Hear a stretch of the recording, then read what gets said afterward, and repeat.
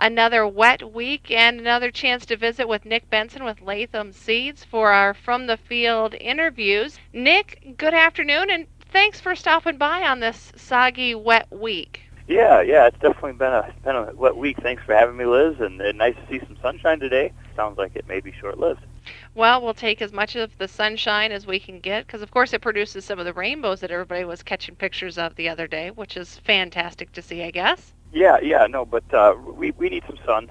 We've had a lot of nice rain here, but it's time to get some sun and dry this ground out. But like always, we take what we get. Nick, let's get to business this afternoon and talk about you travel all over, not only Northeast Iowa, but all kinds of fields.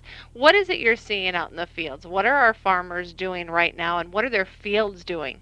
Well, as you drive around the countryside, it's amazing the regionality of what we see out there. When you get into the southern part of the listening area, I'm seeing some pockets of some corn and soybeans that aren't emerging properly. To the north part of the territory, I see a lot of perfect stands with not a lot of issues out there. And then kind of in Fayette County here, where I do a lot of my business, we still have a few acres that aren't planted, Liz, just because of some cover crops like rye, terminating rye, and getting back in there, and just some other things that have happened. And so, we're about 95% on corn, 95% on beans, but there's still a few acres out there to go in the ground yet.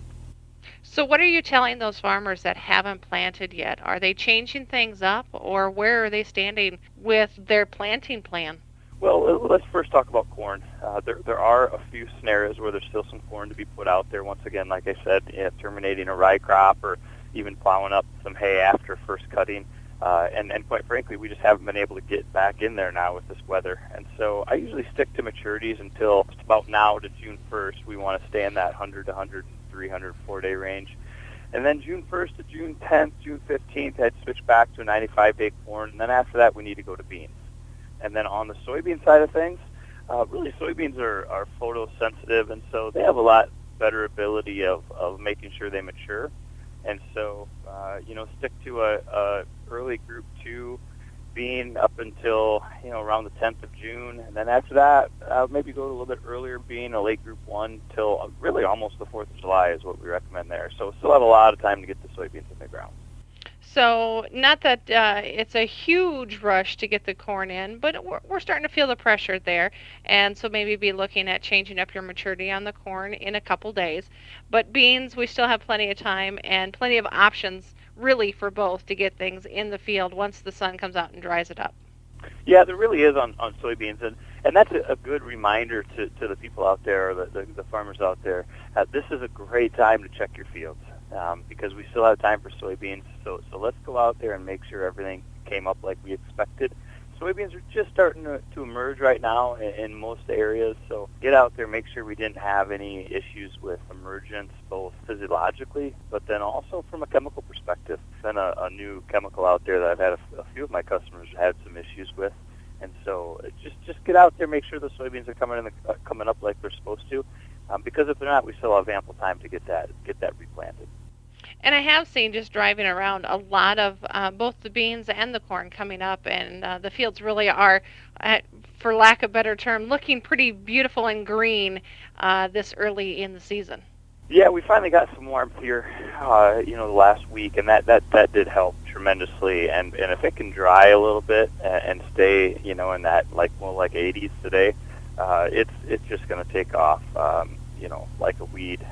It'll be pretty neat to watch this corn grow, which is so fun. I love watching a nice healthy crop, and right now we do. We have that, and the stage is set for a good year. Now, Nick, with the wet fields that we have, is there any extra action that we need to take, or any extra things that we need to be looking at to combat with the wet fields that we've had?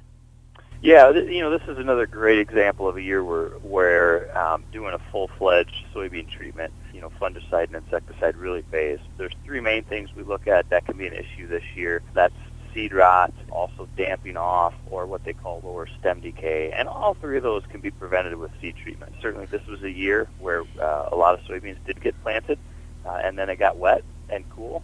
And that's just a perfect scenario for these diseases to really take off. I've been incredibly impressed once again with the seed-applied fungicide, how well that protects these young seedlings.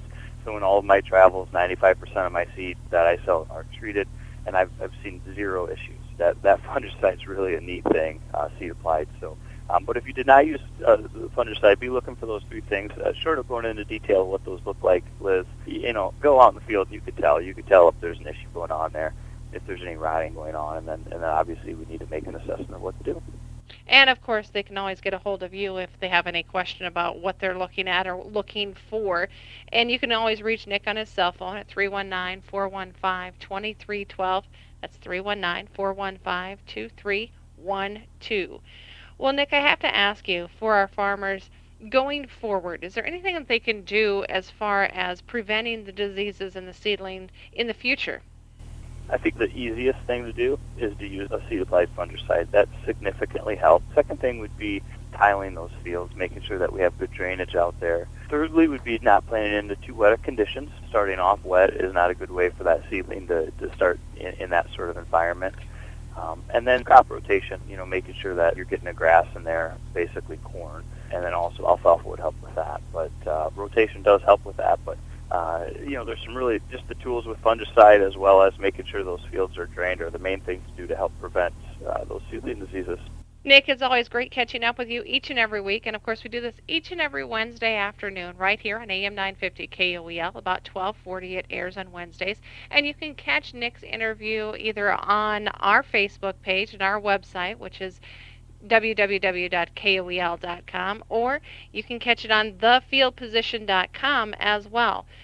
Nick, anything to add this week before I let you fly out and enjoy some of the sunshine? Well, hey, that field position mentions a good point, Liz. A couple fun things have gone out in our territory as far as thin Latham's. Had some frost damage and some different things going on out there. So we do keep you up to date with what's going on, all over our marketing area, 6-state marketing area. So kind of fun to keep up on what's going on, like up in the Dakotas and what they see up there. So that's a good thing to be checking out. And that's all I have. Get out there, enjoy this beautiful afternoon, Liz. All right, will do, and we'll talk to you next week, Nick. Always my pleasure.